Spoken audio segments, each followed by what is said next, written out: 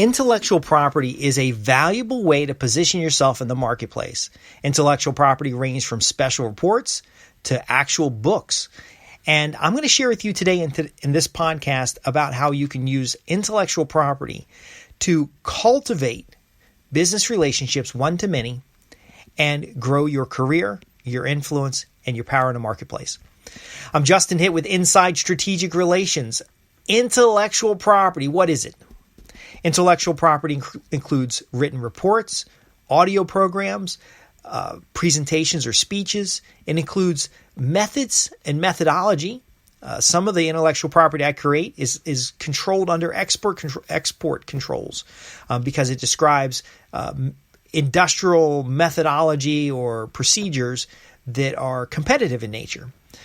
Intellectual property could be a domain name.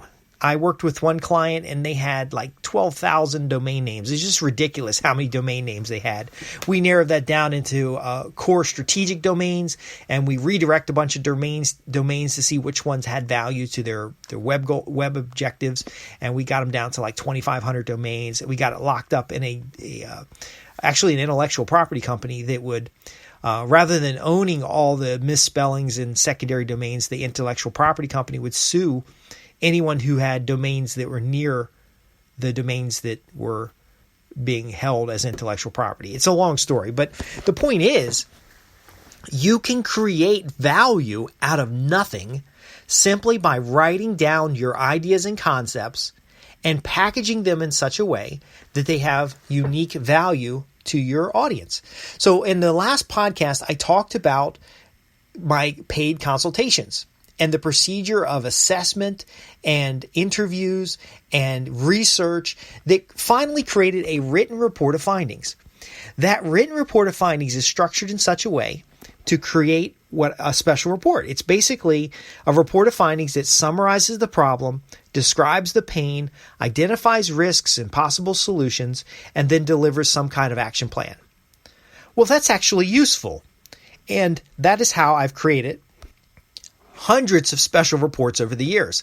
I have some 500-page reports that if you print them out, it's like you put it in a binder and it details how to solve specific problems in a business. Now, I didn't just sit down and write 500 pages. I didn't sit down and just, that didn't just come out of my mind. It came from a number of consultations about the same topic. So you can actually cluster topics. But I would wager that you are an expert in some specific subject. Now, that subject could be career related or it could be hobby related, but it's some area in life where you have a unique expertise and you find people coming to you and asking questions, picking your brain, or otherwise seeking you out for solutions. Well, that is a form of influence in a marketplace. Let's say a friend of mine had an expertise in making fishing flies. Lived in West Virginia. He'd make these fishing flies and people would go fishing with them and they'd come back and get more flies. He sold the flies as kind of a sideline activity. He didn't make a bunch of money doing it, but he really enjoyed making flies for fly fishing. He also repaired rods and reels, and he had a few clients that he would come in periodically for those activities. If he wanted to expand that business, today it's so much easier than it would have been back in the 90s, but today he could have done videos about how he's building the flies. He could have described the value and importance of the flies. He could have done all the things he did in conversation, in writing, or in video or in audio, and created intellectual property which then could have been made available for sale. Now, I know today that just about every topic is covered on the internet. And if you really want to learn something new, there's an unlimited supply of information on the internet. But I want you to do this test. Determine which topic you consider yourself an expertise. What are the topics that people come to you time and time again to ask your advice? Maybe it's career related. Maybe it's hobby related. Maybe it's just in general, folks just tend to come to you to ask questions about X, whatever X is. If it's a topic where you have high levels of proficiency and you go online to search for answers in that topic area, guess what's going to happen? And this is very revealing. There might be a lot of information in a library. There might be a lot of information at a university. There might be a lot of information on the internet, but it's just information. There is very little practical insights online. In fact, the easier it is for people to publish, the more people publish, and then very often inexperienced people publish information. And you go online and you know it's a topic area that you have a high level of expertise, and you start seeing that the basics are not being covered well. You go to that how-to video that has 1 million viewers and you're wondering why in the hell are 1 million people looking at this, because it is incorrect information, and this might happen and this might happen and all these bad things can happen because the information they provided is not accurate, it's not quality, and it's not clean. You might also find good information that's buried deep down inside a website that took a lot of effort to find, and nobody knows about it. So the point I'm making here, which is very important, is that just because you know something, it doesn't mean someone starting out in that industry knows it as well. It doesn't mean that that just you knowing it reduces the time and effort it takes for other people to learn it. There's a conscious and mindful effort you need in order to capture that information, package it in such a way that it's useful to a third party, and then make it available. That is intellectual property. Now, the great thing about intellectual property is that you can license it, you can get paid to use it, you can get paid to deliver it, and you can ultimately get paid for packaging it. And what makes it valuable is that if these are subject matter areas where you have a high level of interest, you can actually increase the value you have in a marketplace by being one of the packaging tools of intellectual property. Let me show you why this is important. No matter what the topic is, at one time you were a novice in the topic. Now, like me, you may have had mentors, teachers, you may have taken classes. There's all kinds of people along the way where you exchanged either value in time or you paid to attend programs. Well, guess what? If you flip the script, as my kid says, uno reverse it, put yourself on the other side of the table, you could be paid to teach what you know. Now, of course, you could just go blather it all over the internet and just put it everywhere. But again, there's a point of diminishing returns. If you're just giving the information away and you're not getting any monetary compensation, you're not getting any recognition in a marketplace, you're not getting any career opportunities, then it actually diminishes in value because you don't have the resources to continue to give it away at a level of quality that is necessary for others to find use in the information. So it's the difference between patenting something and not patenting it. You could just give it away as open source and nobody in the marketplace is making any money off of it, it'll eventually fade away. But again, if you have, whether it's open source or it's patented, individuals who are profiting from the use of that information, then you can have growth over time that would substantiate creating additional information. So I do my paid consultations. I create a report of findings. I catalog these reports of findings into reports and books and materials and things like that. And then I sell those materials to people who are interested in solving problems in those specific areas. I get compensation through the sale.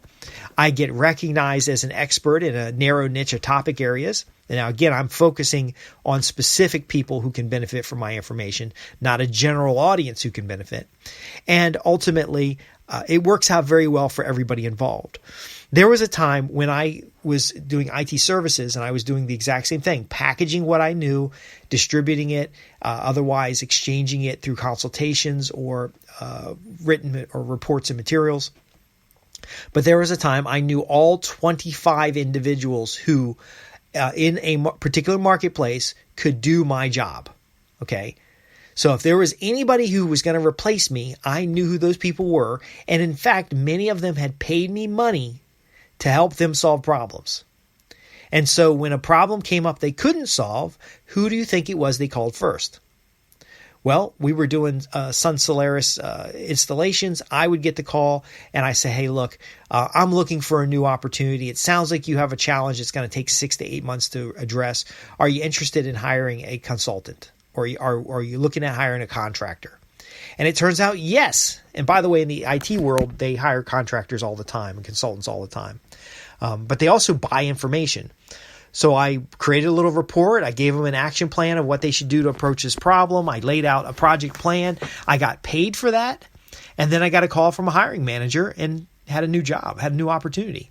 I moved to the other company. Now, in another case, my position was going away, and I was able to find a junior person in the marketplace to take my position. And they introduced me to some people so I could find another position in the same market. So again, intellectual property helps you go from one to many. So if you write a report, you can deliver that to multiple people.